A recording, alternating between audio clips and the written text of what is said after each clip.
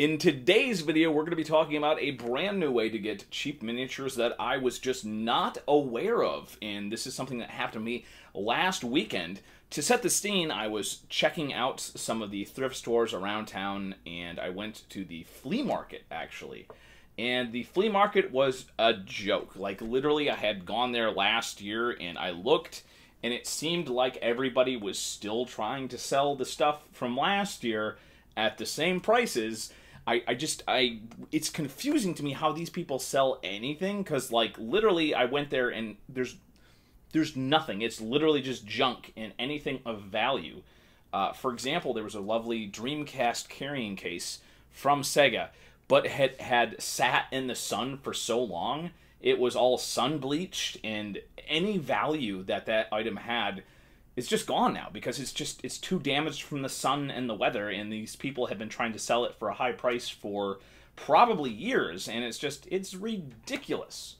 So, very disappointed from that, I stopped into my local, one of my local game stores, Midgar Games, and now this is in Londonderry, New Hampshire, and Midgar Games isn't actually close to where I live, but since I was down near the flea market, I decided to stop in there just randomly. I just, was disappointed with the flea market, so I just wanted to look around. And when I went in there, the entire back of the store had been set up for a silent auction. And frankly, it's weird because I have never heard of this before in my life, but apparently this is something that some game stores do, where they'll have a silent auction, and they'll have a bunch of stuff like just in the back, and you can, bid on it. How a silent auction works is you have a bunch of stuff, everything has a lot number, and then you basically can write in what your bid is. Some of the items have like a minimum that you have to bid, and others have no minimum at all. There was amazing stuff there. There was a white box edition of D&D, which is like one of the earliest collector editions of D&D there. And the white box was like seemingly in mint condition. And this was all people who had amazing stuff like this that they didn't have any space for, so the store let them bring it in, set it out, and so other people could bid on it. And obviously that D&D box went for a lot of money, obviously. There's no way I could have afforded that. But there was a lot of other stuff that I put in bids for. There was some confrontation miniatures. If you've seen my previous videos about the pre-painted confrontation, this is actually the earlier sets which were unpainted. So I got some of those. But one of the biggest things that I bid on, and I had no idea I was going to win it, was a Zombicide lot. And most importantly, I bid on this without even realizing what I had bid on. And I ended up getting it for an amazingly low price. And why I'm so excited is because this item is actually a Kickstarter exclusive.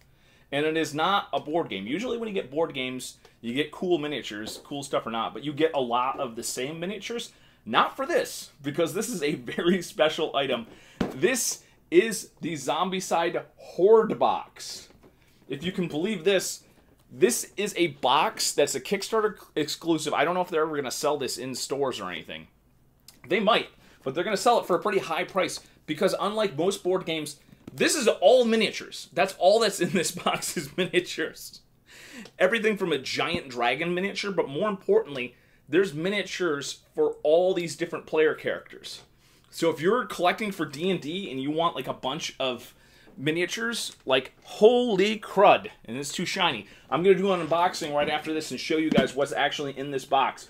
But it's amazing. You get some of the standard Zombicide stuff, which I've actually shown off in some of my videos and whatnot.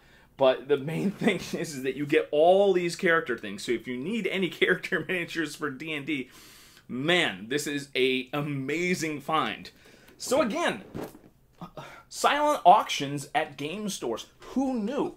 I never knew this was a possibility, so reach out to your local game stores around you and see if they do something like this. This is apparently much more like of a thing people do on a regular basis, and I've never heard about it before. And so once again, you never know, and even I am finding new ways to get cheap miniatures at a really good price. You just have to get out there and, try to find some stuff. Amazing stuff. So let's take a look at this Zombicide Hoard box and see what's inside.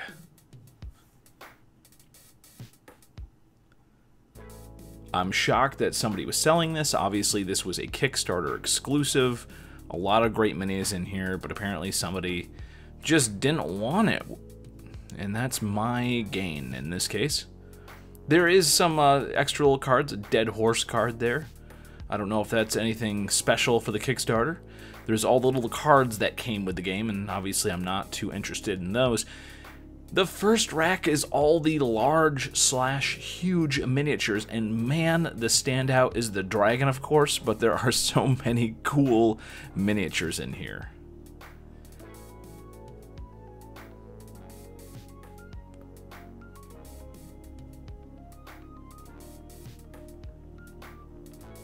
Of course, the first thing brought my attention was the obvious nod to the Demogorgon.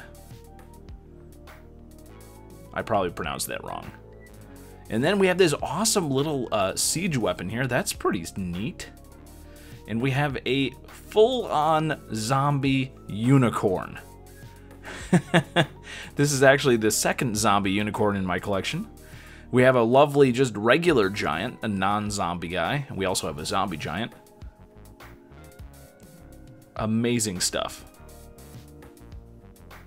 And here we have the full sheet here showing you what miniatures. I mean, this is just so many individual sculpts for one box. I think this might be, this might be like the best like board game edition in terms of miniatures like ever. As we can see here, we have the zombie orcs as well as a bunch of player character miniatures of various styles.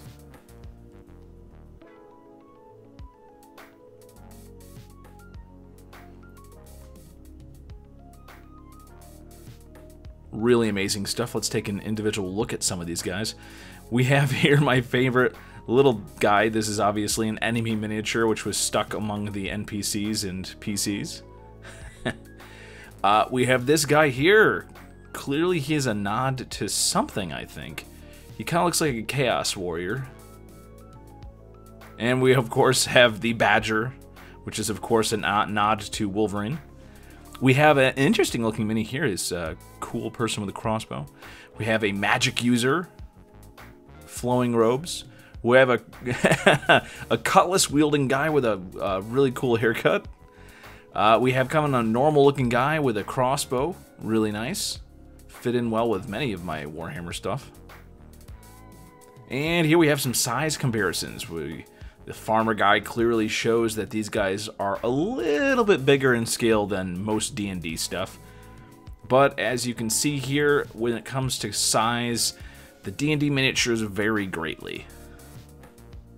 And here we have some of the original D&D miniatures. There's the board game miniature that I painted, as well as a just kind of random pre-painted guy to show the scale creep that has happened during the years of the Hasbro run.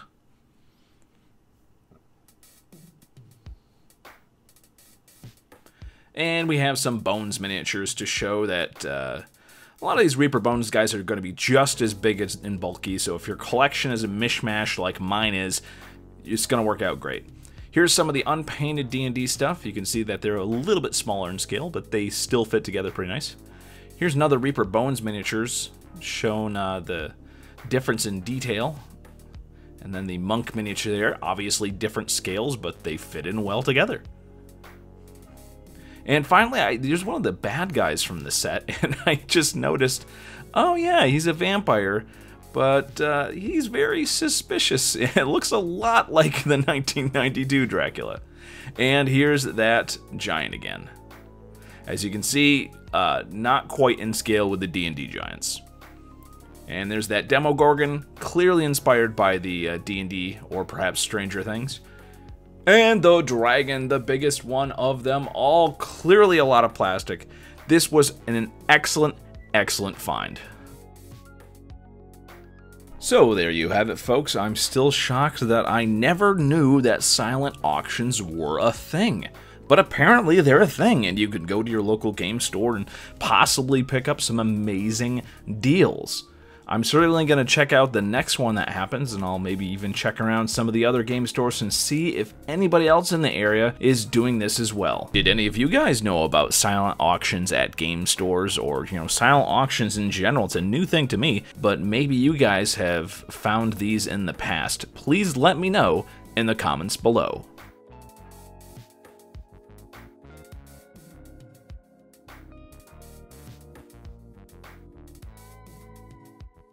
Have a great day, and as always, thank you for watching the video. I warned you, but did you listen to me? Oh, no, you know, didn't you? Oh, it's just a harmless little bunny, isn't it?